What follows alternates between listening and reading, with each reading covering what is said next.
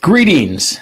I have really disappointing news today, and that is Thomas Kroll, the author, entertainment, IP attorney, and educator who's going to talk about copyright law. Well, he will talk about it. Unfortunately, not in today's episode of the VOD TV Real-Time Conversation.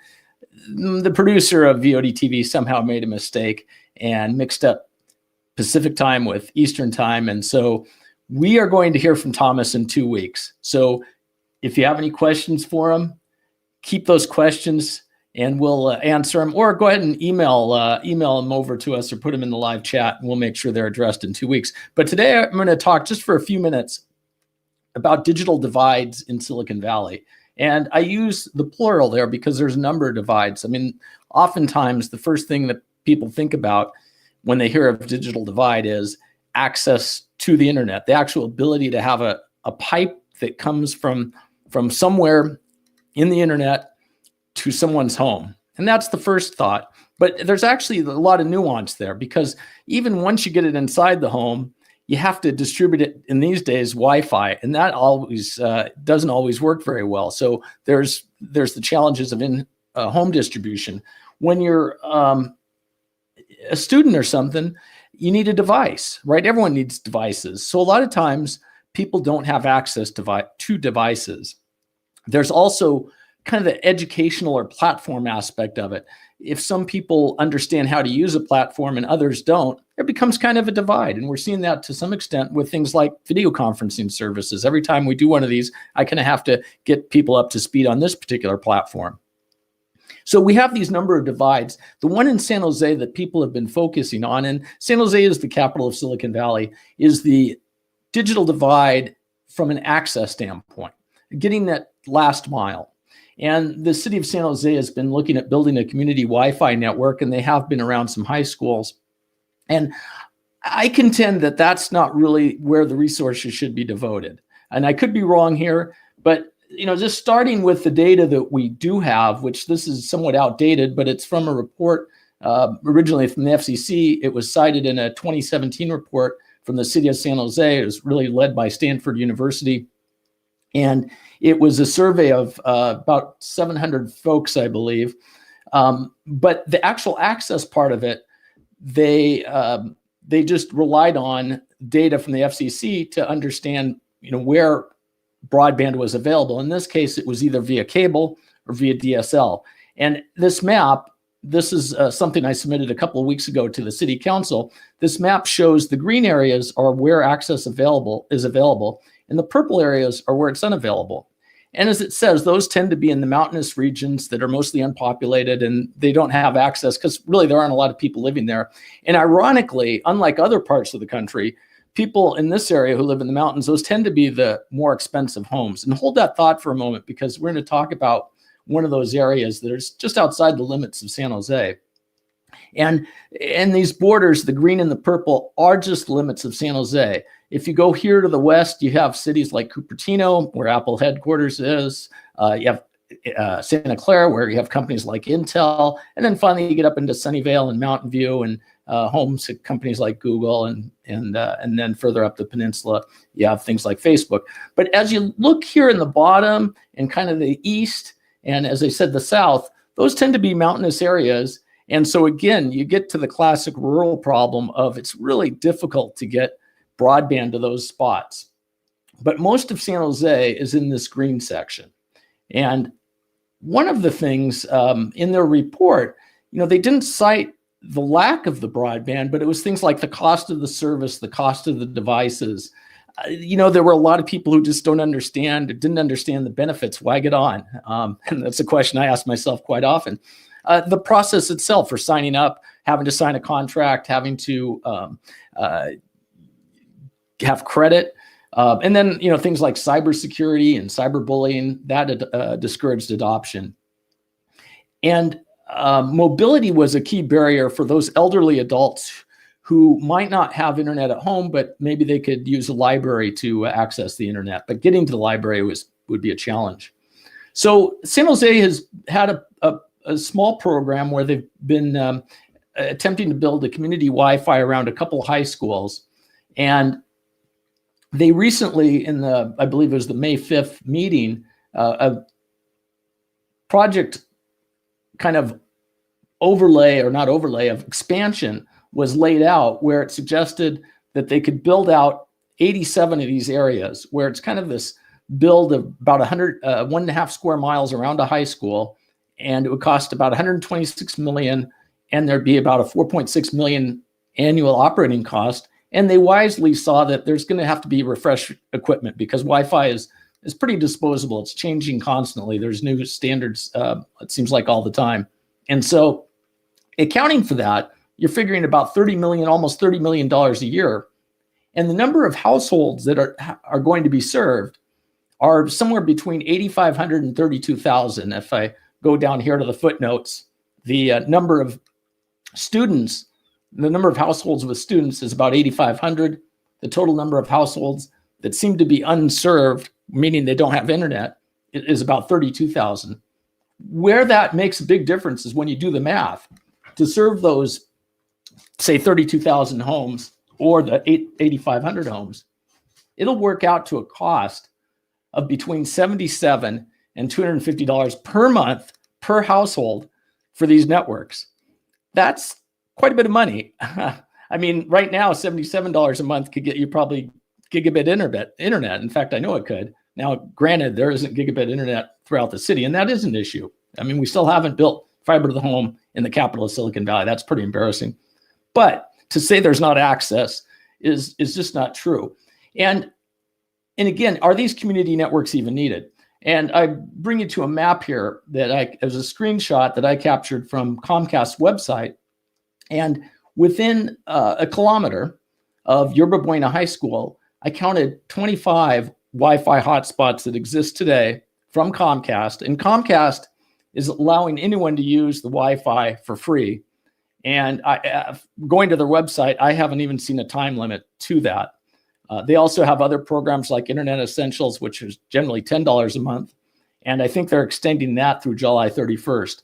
So there's a lot of inexpensive alternatives. And even with that $10 a month for Internet Essentials, heck, if price is the issue, it's a lot cheaper to pay Comcast or AT&T $10 a month per household than it is paying $77 or $250 to get to those last people who don't have internet access. So I think we can be a lot more creative here. And now, granted, there are going to be households too who aren't households. Unfortunately, we have a huge homeless problem in this valley. But again, that's maybe where Wi-Fi hotspots that already exist can fill the gap. And these were just some of the numbers as far as the number of devices, the connectivity. And just talking to the devices for a moment, that becomes, actually, it's even a bigger problem. As you can see, 11,600 devices. And there's some cool things going on. There's a tech exchange that the city is putting together.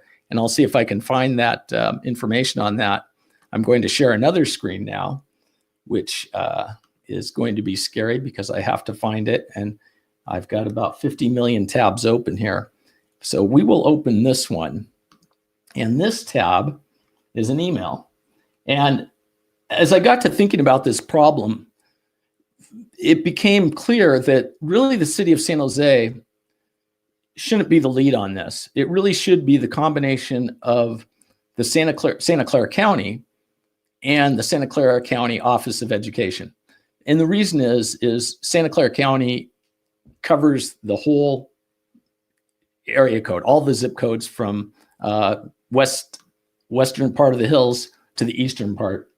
But as importantly, the County Office of Education, they cover the school districts, and those school districts span boundaries of cities. So unlike other parts of the country, oops, we lost my screen here. Let me, I guess we can't have me and that tab going together. So let me change this. Unlike other parts of the country,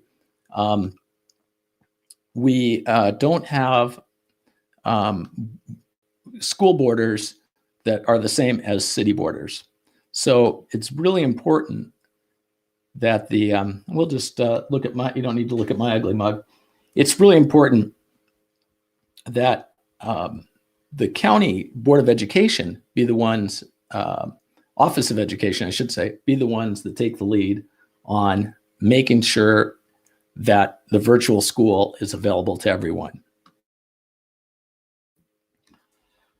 And that's where we're looking at a new future, I would say, is that the school of the future is going to be virtual.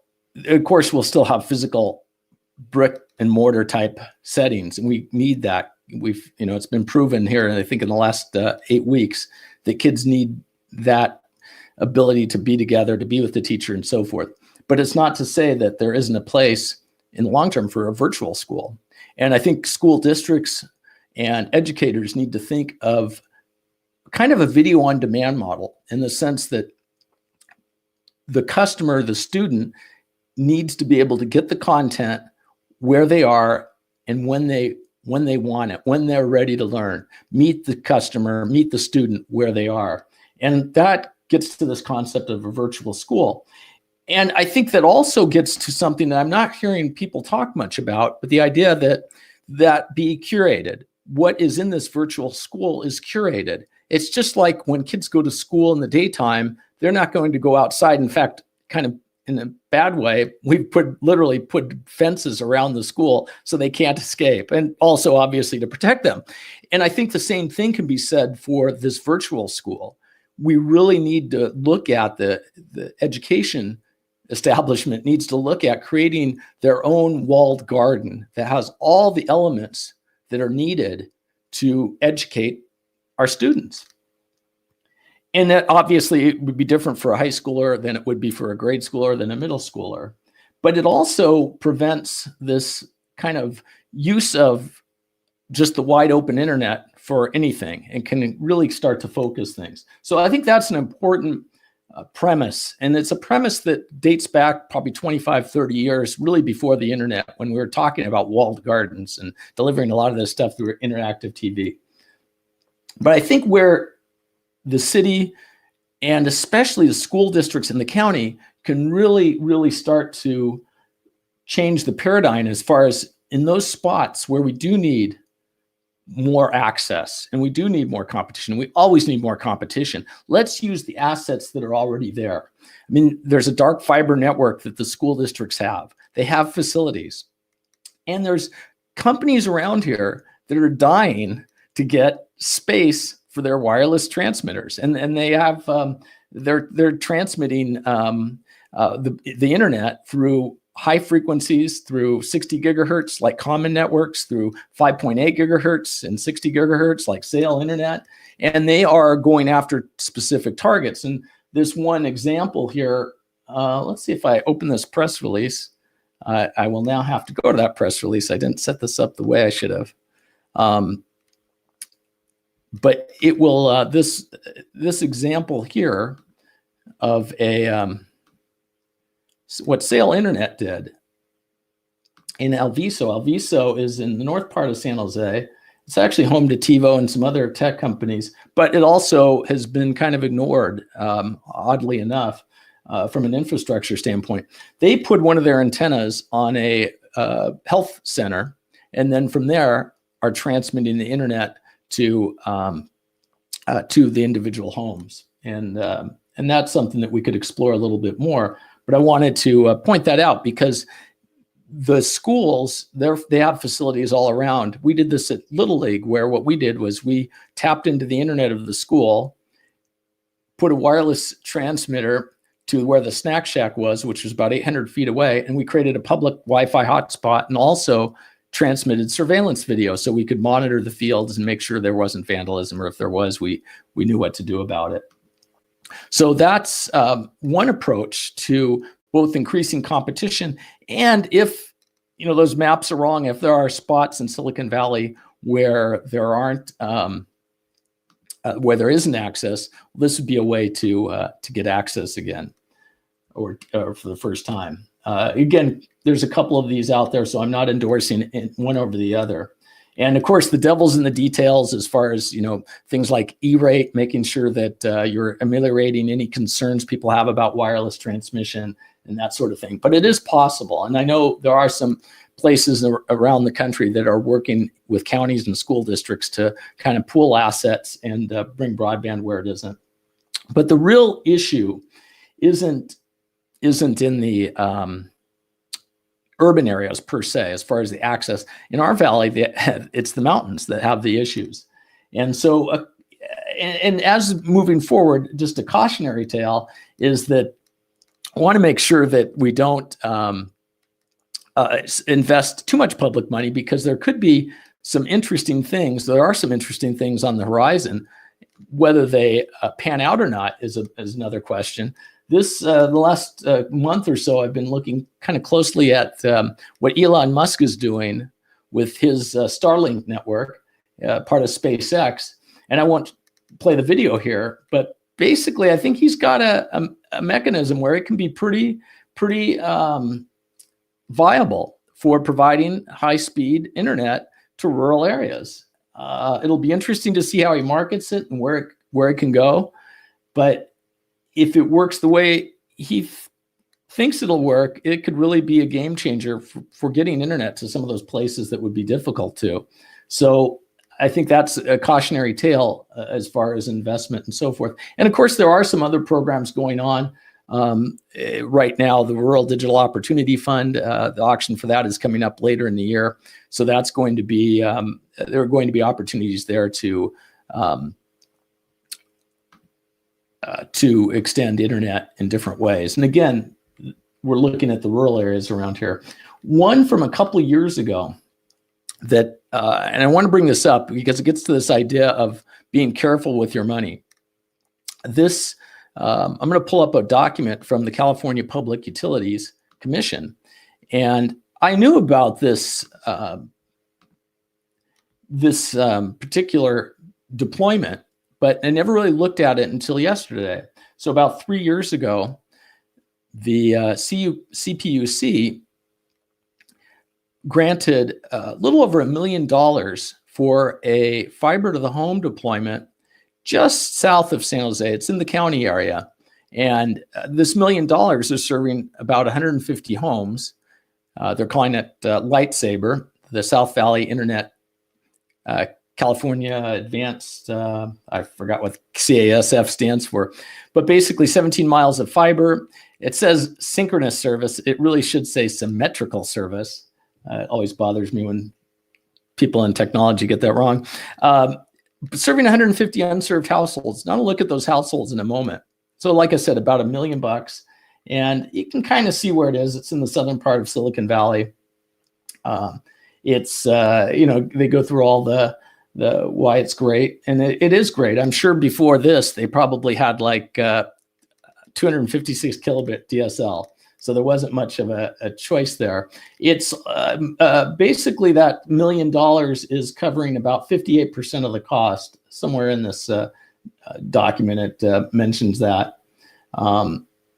Yeah, and that was that. But what I want to do is kind of zone in on where that is, because it's in the middle of multi-million dollar homes that are they're very nice. These are the kind of homes they call it Paradise Valley, and the reason is because it's kind of like paradise.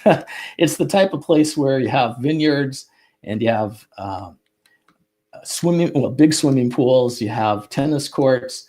I don't know. These have got to be acres of land. I haven't even really tried to measure it, but I guess I could try here and see what distance. I mean, but these are horses, and these are not. These are not. It looks like about 85,000 square feet. So I think that's let's see, 10 is a quarter. So that's about 2 acres. So these are 2-acre plots of land and houses that are worth several $1 million. And if you do the math, it's about $7,200 per home subsidy. And we know that there's at least $5,000 increase in value when you add internet. And here it's got to be even more because you're so close to the city. So you can do work from home, but you're close enough to actually get all the benefits of Silicon Valley.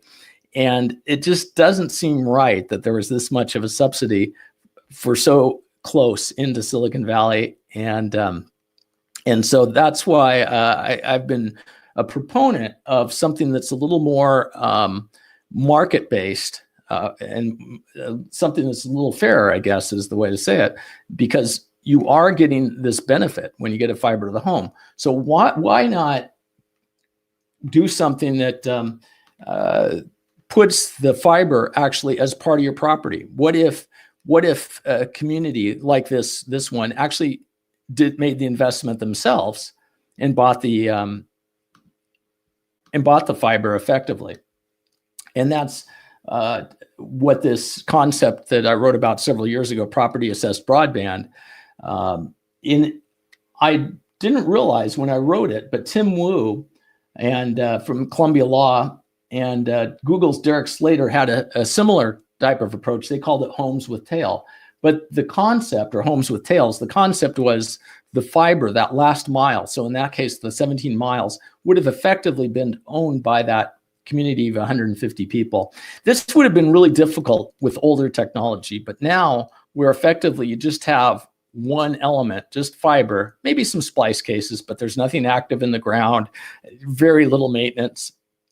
You could own that, and then you subcontract the maintenance, the operation to another entity, and you pay them a monthly fee. But what you're doing is you're amortizing it over multiple years. So it's not like you're paying that $1 million. Those 150 homes aren't paying the $1 million up front. They're paying that $7,000 per home over 25 years, say. So it becomes much more of a per month type thing. Of course, they could pay it all at once if they wanted to, but it really becomes kind of a mortgage type thing. And it makes sense because fiber itself should last 25, 30 years, maybe longer. And the concept here is to base it on the property assessed clean energy PACE, where you can do that with solar and you can take 30-year loans out. The difference is with the PACE, and this is what I was promoting for this broadband approach of financing, is that it's put on your taxes. And so that way it theoretically can be even deductible, but it just becomes part of your property. And talking to our local property tax assessor, this can be done locally here in Santa Clara County. It just requires the supervisors to do that. So that's kind of my a couple ideas on how you could improve broadband. One, using existing facilities of schools, it could be other government agencies, to work with third parties and do it relatively rapidly, right? And then secondly, to look at some of these property assessed approaches where you actually put the last mile into the property of the people who are being served. So I don't see any chats on the chat menu, but this is, like I said, next week, well, 2 weeks from now, we'll have Thomas Kroll. And then next week, we're going to have some surprise guests from NCTC. One of them has created a documentary that's amazingly powerful. It's been in film festivals, and you will not want to miss that. So before I go, just want to wish everyone the best Memorial Day they can have, and thank you for all the men and women who made this Memorial Day possible. Without the sacrifices of those who came before us and suffered on the battlefield, we wouldn't be able to enjoy the freedom we have. So have a great weekend, and till next Friday, so long.